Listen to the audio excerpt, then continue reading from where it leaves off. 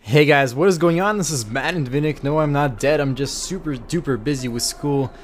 I think I'm gonna go ahead and drop one of the AP classes. Actually, it's not even an AP class, it's like a pre-AP class.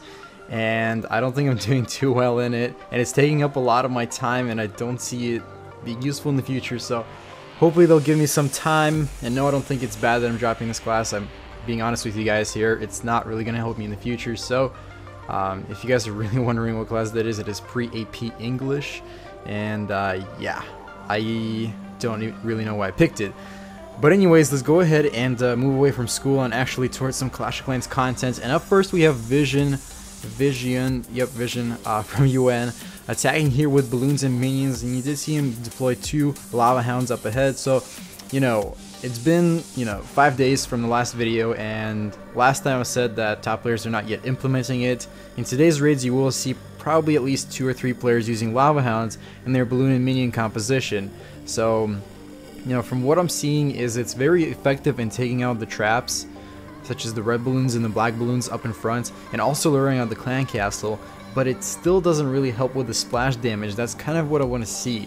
I mean, lava hounds, they're great at this point, but as always, until Supercell maybe implements something such as the splash damage from the golem, where it can, not just do damage to the falling damage to the building right below it, but also something else. By the way, really nice resource gain as well as 4 trophies on that one, and that was a 3-star raid, so pretty sweet stuff. So here we have Mello from UN attacking a teammate from Easy here, also from UN. So sort of gaining trophies as well as giving a shield, I guess, but it's not chief shielding. That is very different. It's not going to be like a 40% attack. This is a normal 2-star attack. So since Mello's deploying his heroes first on the air defenses, I have to assume this is going to be a dragon raid. Now I don't have to assume anymore. Why do I say that? Because every time I look at the bottom left, I can see that there's all dragons right there. I can't speculate anymore, and we should see those 3 lightning spells being used on that other air defense down below. There they go. That should take that out and allow the right side to be attacked by the dragons. So there we have a golem as well as some witches and wizards, and while they're focusing on the golem, the dragon there takes them out with ease. And there, even if the dragon didn't get the skeletons, the golem still blew up and destroyed the rest of the skellies. So now at this point, the dragons are going in. I mean, these guys are not going to survive. They're probably not going to get to the town hall. Maybe one of them will. They're mainly used to clear up the buildings right now. And very soon we should see the rest of those, the 6 dragons being split directly from the corner. And they should go right to the town hall. That is the plan, and there they go. A big bunch of 6 dragons. And after the gold storage goes down, they change their path a little bit. We should see, a rage spell right there very shortly. No more spells, no more heroes, no more troops left, no more spells left, whatever. A lot of bombs went off over there. Got a few dragons low on health. Getting just a little bit dangerous, but the 2 dragons right there are focusing on the town hall. And before they go down, they do pick up the 2nd star for that, as the 50% has already been achieved with 1 second left. This one wraps up with 57%, 3,000 Dark Elixir, and 6 trophies. And up next, we have KSA, leader of UN, attacking this maxed out base Brazil team. And it is Nick 5. I think that's a 5. It might be an S, but I think it's a 5. Now, something about this raid, at the end, you will see like maybe a short black screen. I'm not sure. I might cut that out. Pretty much what happened was my computer, my main drive, ran out of memory while I was recording, which is really ridiculous, but I have no idea how that happened. And it cut off the screen where it said how many trophies he got, but yeah, I guess I'll tell you at the end. So he's using the dragons, balloonians, not balloonians, no, what did I say? Actually, yeah, sure, he's using balloonians, he's using the dragons, and he's also using some lava hounds. And you know what, while I was rambling, he already got the town hall right there. He's got his heroes being deployed at the top here in a second, and they should be able to pick up the extra % for the 50. And I think he's just going to go ahead and let them run around the base, as this one is kind of loaded on the resources. They're still boosted right there. I think the boost is still going right now because they had some server maintenance happening over the past couple of days, and to sort of balance that out, they're giving us free 1 gem. Well, they're not free, but they're 1 gem boost instead of like 13 for a maxed out Elixir collector slash gold mine. So pretty nice stuff. And yeah, there you see the cut guys. Anyways, that was a 2-star and it was a 15 trophy gain. Really nice attack by KSA. And here we have Leodado attacking Angentos Guerra. I'm sorry, I butchered that so bad. I think that's in a different language or something. It looks like English letters, but maybe it's Spanish, something like that. Alright guys, so alright, this base, haven't seen it in a very long time, but I remember about 2 months ago it was the thing, the best base in Clash of Clans, the base that everybody used, the base that I used, and also the base that I liked and disliked to attack, because sometimes the mortars on the sides of the bases would screw you up. Now you should so look at this base.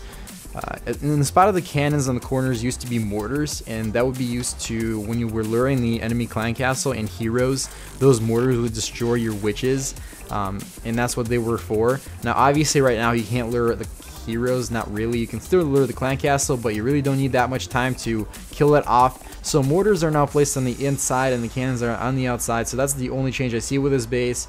And a little modification by this defender on the center core.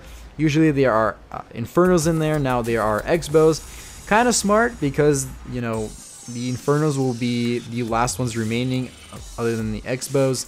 And the Infernos can do damage to 5 troops at the same time. With 2 of them, it's 10 troops, or doubling up on the same troops. So actually a pretty nice design on the Infernos, but it is not a base that necessarily wins every time, and certainly with advanced attackers such as Leodado, it does not stand a chance. And there we have 2 stars right there with 50% obviously. A few more troops being deployed everywhere around the base, more on the left side. The queen right there is still surviving. She's going to take down that Inferno tower right there. With 15 seconds left, nothing else should really happen, and that is going to be probably 63 maybe. Yep, okay, 64%, 1 trophy, and almost 2,000 dark elixir.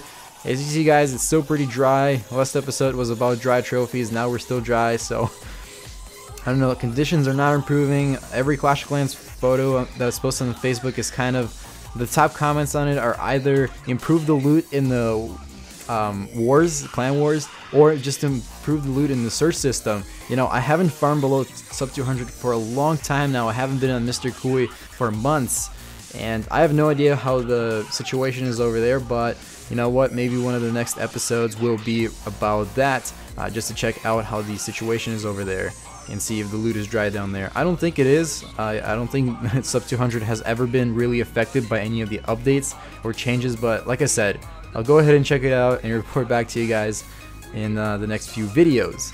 So here we have the Grizzly attacking the base. He's moving through pretty well. He's got that jump spell deployed over there, but most of the heroes and P.E.K.K.A decide to head off to the other direction, but then they become a little bit smart and get some brains, and they jump back into the center core. There we should see another rage spell. Okay, so we see the king ability first, maybe a little bit later on. There goes the rage spell, and we also should see the freeze spell. I'm kind of struggling today. We see the freeze spell right there, freezing the what was the mortar and the 2 Teslas, which are now out. 55% guys, with a minute 30 seconds left, just a bit under that. We're gonna go ahead and see how this raid develops. So there's still a possibility for 3 stars. It's fading away. We still have that clan castle over there. We don't know what's in there. Maybe it's a P.E.K.K.A, maybe it's a golem, maybe it's a bunch of wizards. Okay, so it is a P.E.K.K.A, 2 wall breakers, and a wizard. So there's some potential at the top. I mean, a wizard tower won't do much to the P.E.K.K.A.